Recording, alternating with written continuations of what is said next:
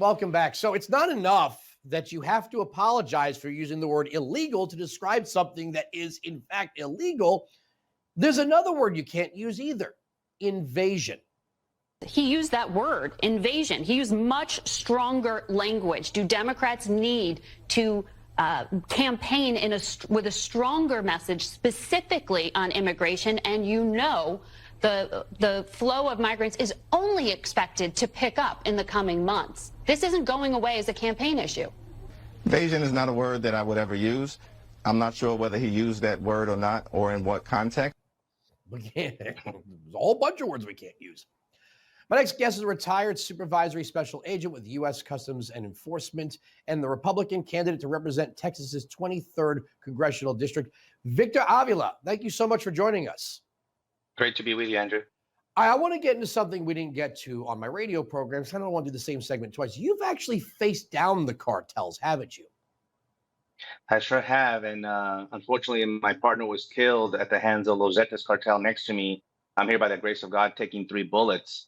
So I've faced the evil. I've seen the evil. But I also have seen the evil as a subject matter expert in human trafficking. I rescued a lot of women and children from these horrific conditions in our country, in the United States of America, where a human being is capable to do another one, especially a child, is gruesome.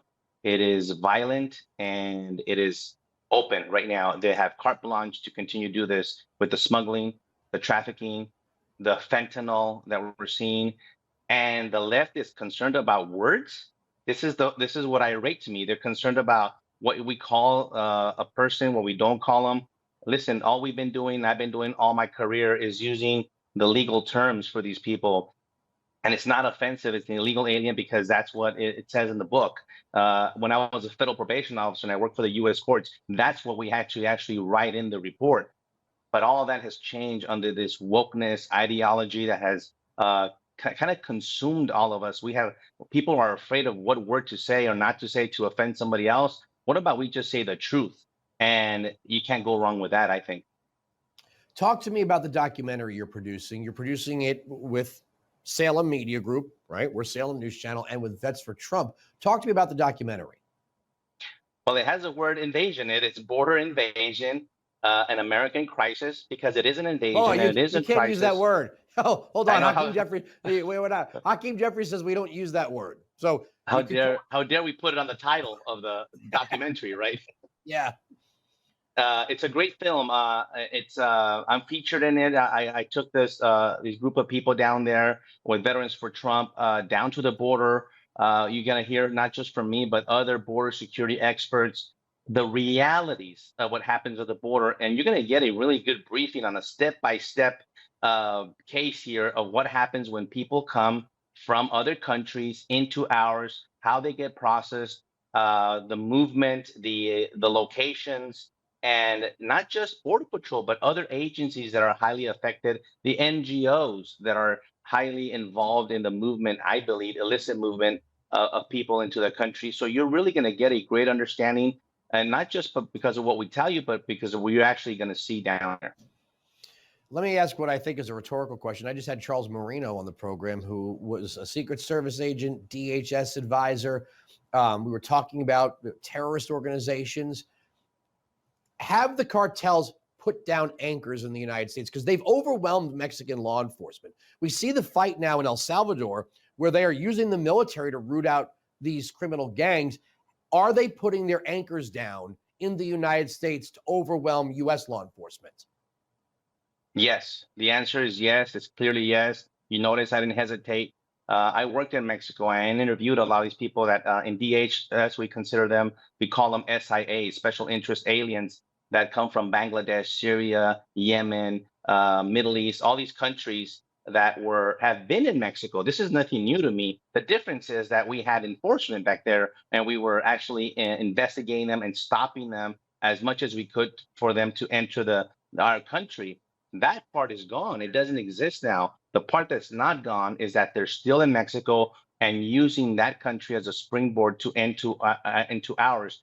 And we know this. We're not making this up, because we've caught over 500 of them at our southern border on the terror watch list. As a matter of fact, we've caught some and released them And then we realized that we released them and we had to go back and get them a couple of weeks later, one in Tampa, Florida. And it's happened several times because Border Patrol has been overwhelmed and been stripped of their scope of duties, of their actual authority. And even though we have the checks, even though we have the computer systems and databases that we identify some of these individuals, because of the chaos and the sheer numbers of people coming over, we've even had those that have been identified fall through the cracks. So it's a big national security issue. It's a big public safety issue, because the last thing we want is, and that's why we're doing this. And I thank you for bringing this awareness, because we don't need another attack to bring our country together. We shouldn't need another violent act in this country or another illegal alien to kill an American for us to wake up and say the threat is imminent. How do these big city police chiefs sit there with Joe Biden and we just pretend that foreign gang violence isn't making its way into our major cities? I got about a minute and a half. It doesn't make any sense, because I have talked to police chiefs and sheriffs across this country, and they're right. They don't have any more resources. They don't have any more police officers, but yet they're having to deal with the additional crime of people from all over the world. And they have their hands are thrown up in the air and say, Victor, we don't know what else to do other than we know that the people are going to suffer. There's going to be less public safety in your neighborhoods. It just, I don't think we've seen the worst of it yet. When you look at a nation like Mexico, seemingly unable, we're not talking about these tiny little countries. We're talking about a big nation with a military that can't seem to rein in these cartels. It just seems like the worst is yet to come. Thank you so much for joining us. Thanks for having me. All right. Again, we're not going to bother you with stuff from the Oscars. We did see that there were ceasefire protesters. There's no such thing as a ceasefire protester or Black Lives Matter or Occupy.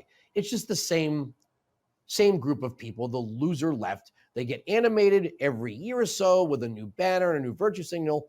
And now they're interrupting Kamala Harris. Because in 2020, you told us we must do something. Okay, everyone has a chance to speak, but right now I'm speaking. Right now I'm speaking. Okay, thank you.